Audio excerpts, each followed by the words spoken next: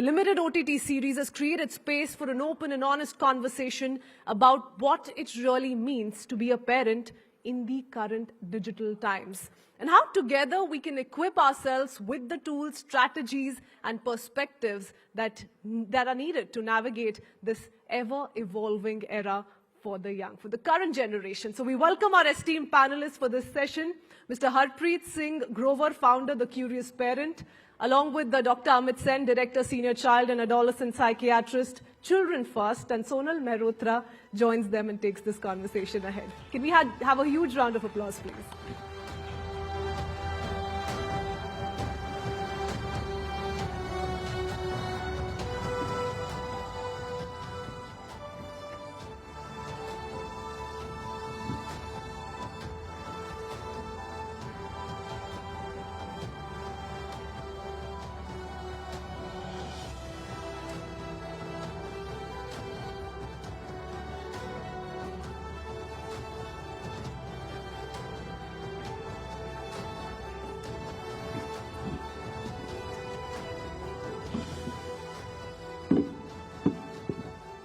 All right then, we are making quite a pivot now. You heard from the people who are making AI and turning it into really complex ideas, providing solution, talking about jobs. But here we are to talk about the flip side. So can I, before I begin, get a quick raise of hands on how many sitting here are actually parents? Quite a few, all right. Have you guys seen the latest series, Adolescent? Okay, you have. Okay, the gentleman is very convinced and is raising his hand while recording as well. Okay, so there is a lot of conversation of late. Actually, we didn't really need that series to get started about our conversation on what social media is doing. But for a minute, for everybody here, I want you to imagine a scenario. Imagine a scenario where your kid's best friend, closest confidant, and also the go-to person is not you, but somebody who can fit in your kid's pocket. Imagine a world where the kid is not coming to you for answers, pacifying, or any sort of reassurance, but going to an app. I'm sure you're going to think, oh, hello, Sonal, you don't have to imagine, it's already happening. So yes, that is the truth today. We are in times when an entire generation is growing up along with AI. And neither do they or we, to be honest, understand what it means and what it can do. So over the next couple of minutes, I am joined by these really sweet and really knowledgeable gentlemen who will help us understand a couple of questions. Number one, is social media really the culprit? Number two, is social media parenting our kids? Number three, at what age should you then give your phone to your child?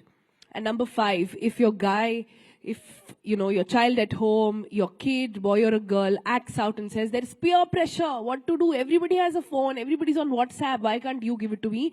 What should you do? All right? So that should set the context a little bit. Let me just begin straight away. Dr. Sen, I'm going to begin with you. So much has been said about what social media is really doing to our kids. Do you think today it's the single largest reason for distraction, disassociation, anxiety, and several other development issues that we are seeing not just in Gen Z, but also Gen Alpha? Thank you, Sonal, for the question and also for having me here. There's no question that over the last decade or two, there's an exponential rise in anxiety, depression, substance misuse, developmental concerns like inattention, difficulty focusing, not being able to complete tasks that are expected of them, and so on. And perhaps there are more than one reason to it. Social media and the digital world, no doubt, has contributed to it. But I think it's naive and irresponsible to just shift the blame and say it's social media. Who has brought social media, after all? Who has given the kids the, all the digital space, who's created it, right? What kind of control do we have? Yeah, and questions, the other questions that you asked as to what age do we introduce them to it? And also other big questions as to what kind of role as adults do we play in our children's lives? What kind of agency or responsibility that we have over there, right? So to shift the blame and say social media it is, and all the digital gadgets that they have surrounded, they are surrounded with, that I think is a little callous. Okay. I was expecting Dr. Sen to say that and push the needle towards parents, saying, "Aap hi to phone de rahe hain. So, fix yourself. Why are you blaming social media?" I was expecting him to say that. He's done exactly that. But here we have another voice of parents. Harpreet is here. Harpreet, social media is both a device for endless possibilities, but also a Pandora's box of absolute risks. How much of it is actually only the parents' fault? And I want you to be a little kind towards all the parents sitting here in the audience today, who are hardworking parents, who are double income households, where the mother and the father both go to work. Largely most of the work at home is the add-on that the mother has to do. In that time, to put the blame solely on them, is that really correct? So I would say two things. First, the show is about a 13-year-old who kills a girl, okay? And that is what the show is about and how that has happened. And what struck me about the show was that this entire family seems normal. It's a hard-working father, a mother who really cares. एक बच्चा भी नहीं है, दो बच्चे हैं घर में, so they have the mother is stay at home. Sorry? The mother is stay at home. The mother is stay at home and full-time mom. And she genuinely cares. All of them care. Like the father and the mother, in the end, they're talking and saying, could we have done something different? Like that is their conversation. Like where did we go wrong? And I think, like you said, today we are busy as parents. And this is the story of each and every home, right? And I want to take and like all of us are good parents, but sadly, being good parents, having good intentions about our child is not good enough now. And I want to take a step back to history on why this has happened. If we go about, so human beings are 2 million years old, industrial level, and always babies have grown alongside parents. Look, for these 2 million years old. About 300 years ago, when the industrial revolution happened, the first time parents were separated physically from a child's life. So they had to now go to factories and the child had to be sent somewhere. Okay, so the child could no longer be the parent. That is the first thing that happened. Wo bhi theek hai, that was also okay. The second thing that happened was when technology came, parents start to use it. Then we have some time with the child, but we are mentally absent. Yeah, so that was the second blow.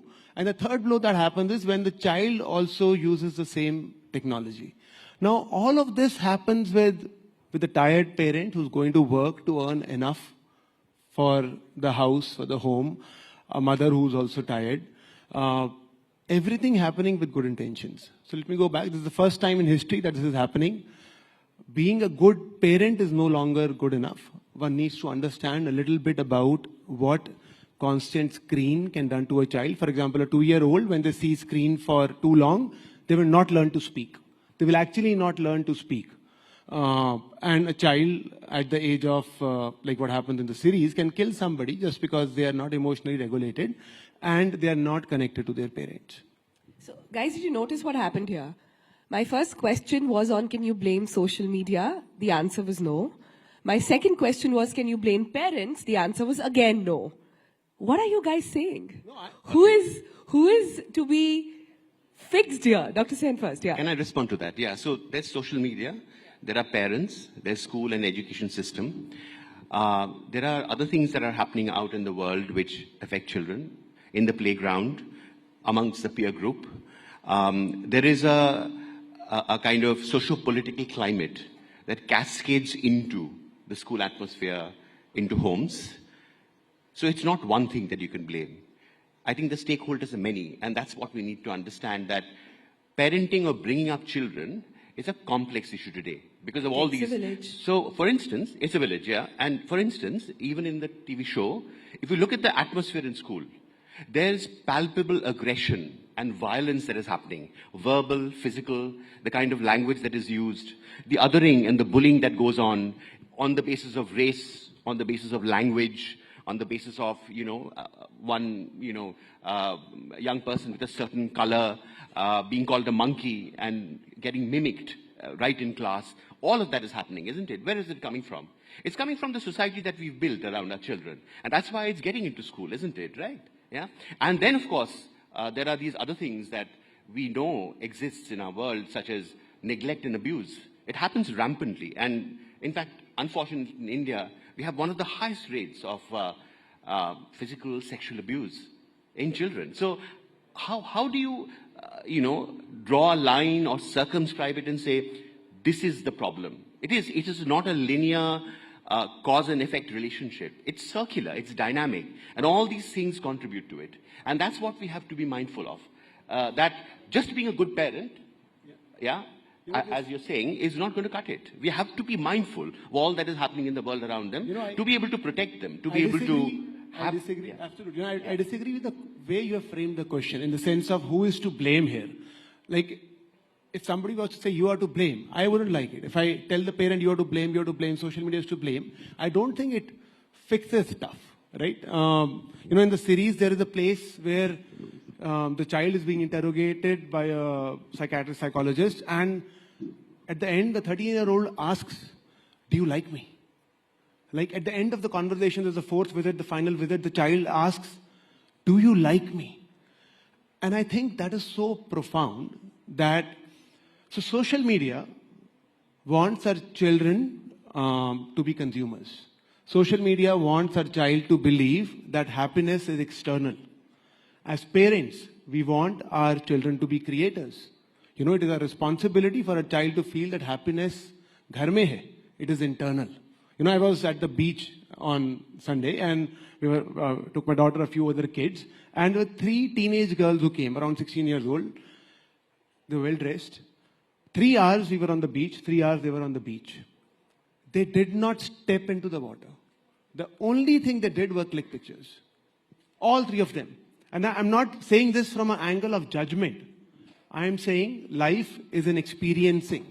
But for them, life is in some way in taking a picture, putting it online and saying we had a fun time. They are at the beach. They did not go into the beach, into the water. No water sports, nothing. So hold that thought then. Hold that thought.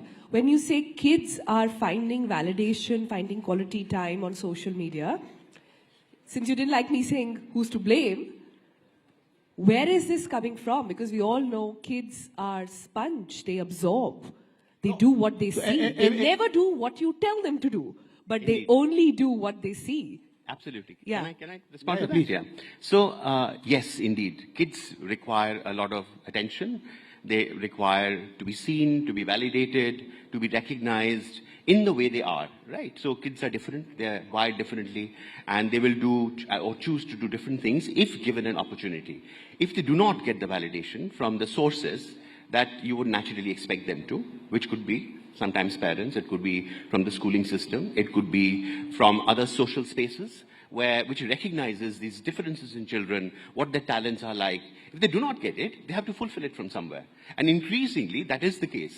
In fact, we as a system are failing them in a way, all of these people, the stakeholders, in a way where the only source of this validation, therefore, comes from the selfies and the likes they get. Isn't it? And that's so dangerous because it's so fragile. It'll change overnight, isn't it? Every morning, the first thing they'll go is reach out to the phone and see how many likes their Instagram post got. And that is the beginning of the day, isn't it? And the other thing that happens, of course, due to social media and gadgets is that it never leaves you. See, earlier on when we did not have all this, then kids perhaps had a bad day in school, but they would come home and get a nurturing environment. When they went out to the playground, there would be another environment. They could leave all that angst, that comparison behind. That Here, requires it follows a bit them of a into nuance, their Dr. bedrooms, Sen. their That toilets requires and bathrooms. that requires a bit of a nuance, because it's not like bullying in schools was not happening before social media. Yeah. It's not like sexual abuse in school was not happening before social media. It's not like people had a lower sense of self or a more magnanimous sense of self before social media. All these problems prevailed. The social media amplifies it and takes it into their lives every minute, every hour of their waking hours, perhaps in the dreams as well. You know, I want to take two examples of this. If a child is crying and you give them screen, they suddenly stop crying. If a child is not eating and you give them screen, they suddenly stop eating. It's like a magic fix-all for a child not to learn to navigate their own emotions. But whenever they're feeling uncomfortable, just before frustration arrives, a screen solves it. Right? That is something to avoid. And you said an interesting thing, which is that validation. I want to take a small example of it. That when a young child trips, okay, before crying, the child actually looks up to the adult. If the adult is worried, if there's worry on the adult's face, the child starts to cry. If the adult is smiling, the child picks themselves up and walks away. Children learn to regulate their emotions, how they should behave from adults around them. If they start learning it from social media, there is an issue there. Yeah. I'm very glad you brought that example because I want to move towards some solutions here. I think a lot of people are nodding their head in the audience because they absolutely agree with a lot of these scenarios going on at home. So do I. All three of us are parents and we all have gone through this phase, including Harpreet, he might not look it, and providing answers to all other parents as well. I'm sure you've had your share of experiences as well. So how do we solve this problem? Because I'll tell you how it starts. It starts with the mother or the parent, they're also human, not being able to sort of control the child, getting tired. And it's just that one song of Coco Melon. It's just wheels on the bus. It's just round, round, round. It's so innocent. It starts with that one screen. Are you saying we've got to clip it at the source? Are you saying we've got to ensure that if we want to safeguard our kids from any kind of social media abuse, distraction, we've got to clip it there and put a deadline. Do what other countries have done. 13 countries I counted yesterday in my research have now said that there will be no social media until 13. Are you saying we've got to cut the umbilical cord right there? Harpreet first and then Doctor. Social media cord, 100%. There is no doubt about that. Till the age of 13. Maybe even couple No of... phones. No smartphones Okay, to 13. so I'm saying, I'll tell you. The parent will say, but the school gives homework on phone, right? Or the parent will say, my child goes out. You know, let me take an example. A 13-year-old actually said, my father does not allow me to go to tuitions alone. वो बोलते हैं किसी को साथ में लेके जाओ. And we have always been so worried about the child's physical security but we have forgotten about this mental security about the child, right? So replace the smartphone with a feature phone. Give the child a smartwatch. I'm saying both of these are enough from a safety perspective. Give the child a laptop. Ensure the child understands that their history and etc., all of that are open to you. There is no question of privacy on internet for a 13-year-old or a 12-year-old. There is no such question. For a child to say, this is mine, you cannot see. That doesn't work because their brain is still not developed. Not in India, but clearly in other places. I'm saying so many of Even us are... in India. So far. You know, and the last thing I want to say is that it is important to remember that when we give our child a smartphone, we not only give our child access to the world, we give the world access to our child. And who will access our child is something that as parents we should know. And having simple rules in the house can just help everything. Like in our case, screen time, our daughter's 9.5, is on weekends, 1 hour each. That's it. That's the screen time. Okay. I'm saying this also because there are movements now going across the globe on smartphone-free childhood. People are signing up, celebrities in Hollywood, etc., are all signing up to say, boss, this can't happen. You've got to ensure and prevent your kids. Since you said in your opening remark that just taking the phone off is not enough, I want to understand then what do we do? We've discussed this in the past when if there is an age for drinking, there is an age for driving, should there now be an age to actually use social media? Oh, absolutely. And is that practical enough? Like, is that even possible in the age of AI? Don't you think the kids will find a solution anyhow? Yes, absolutely. So, and they will. In fact, if you actually be too punitive or harsh about it, if you like become a strict parent who's putting their foot down without actually negotiating with kids, especially once they've become 10, 11, 12, then they'll find their way. They'll go to their grandparents, they'll go to their older sibling or a cousin, or borrow it from their friend. So it's very important that we factor that in. So gadgets and the digital world is not all social media. There are many other things that happen on it. And as Harpreet was saying, that we can be mindful of what we give to the child and the discussions that we have. I'm absolutely, I would object to the idea of giving smartphones and tablets to 2, 3-year-olds, which parents often do. But once they come into primary school, perhaps once they're 5 or 6, indeed there is a lot of learning that is happening. You know, and schools are giving homework there, they're giving projects, and there are activities, including creative activities that are happening there. So we have to divide the time that kids, use the digital space with. For instance, we can divide it into education, we can divide it into social connections, including friends and family, where you do video calls and chats. Then there is social media, and finally entertainment.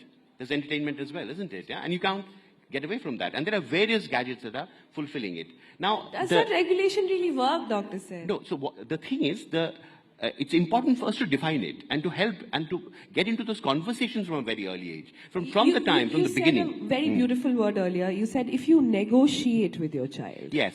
Yes. Can you expand on that? Yes, absolutely. So the negotiation can start. So in the beginning, when children are very little, you can still have a conversation, but you're a custodian and you can put your foot down and say, this is a boundary. Yeah, like you have half an hour of any gadget in the weekdays and maybe 1 hour in the weekends, and that's all you'll get, right? But once they begin to get into tweens, as they call it now, and all their peers are doing it, right, and they're watching it, they'll come and fight with you about it, right? That's when the negotiation starts. That's when asking questions about, so what do you think this screen is doing to you? What do you need it for? What are these different categories that you use the screen for? And that's when you can together collaboratively establish boundaries. As children grow up, when they become 13, 14, they will have their say. And it's important to respect it. So as long as we are able to make these decisions through negotiation and collaborative, then chances are that they will not do it behind your back. And if they have indeed crossed the boundary, they might come and tell you. You have to have the relationship first. And in fact, your question was, how do we deal with it? The first thing you deal with is how do you build on your relationship. It keeps changing. It's a very dynamic process. Your relationship with a baby to a toddler to, tweens and then to teenagers is entirely different. And how do you negotiate through that is another big question. Many times I find, if I can just finish with one last thing, many times I've found that parents, when, children become teenagers, say that, oh, ab to bade ho gaye. They'll look after themselves, They have their own world. They have their own friends. And little do they realize that that world is going to completely take over their lives. And parents will have little to contribute then. I loved what you said about negotiating. I find it so beautiful and so hard. So, Harpreet, what's the toolkit? What's the magic mantra here? Like we were discussing earlier, a perfect parent, do they even exist in today's world? And is there a code to achieving that? I know a lot of it is mirroring, and I know a lot of it is what they see in their own surroundings. But when social media, when you think that your child is in your house, under your care, in their room, even then they're not alone now. They are with the gadget. And no matter, like Dr. Sen also said, no matter how hard you try, they will find a way. So what do we do? What is the way out here?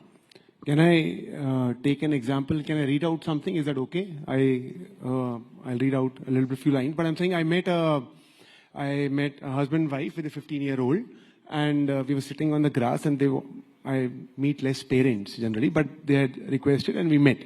And they said, our daughter is completely into her smartphone. She keeps ordering stuff from Amazon and keeps taking pictures and putting them online. We are worried that she's not serious about her 10th exams. What do we do? And very intense about it. And so I asked that, आपने नहीं पूछा कि आप कितना time spend करते हैं social media? I think it is okay for adults to see smartphones. I genuinely feel it is okay. Our brain is developed. We can self-regulate.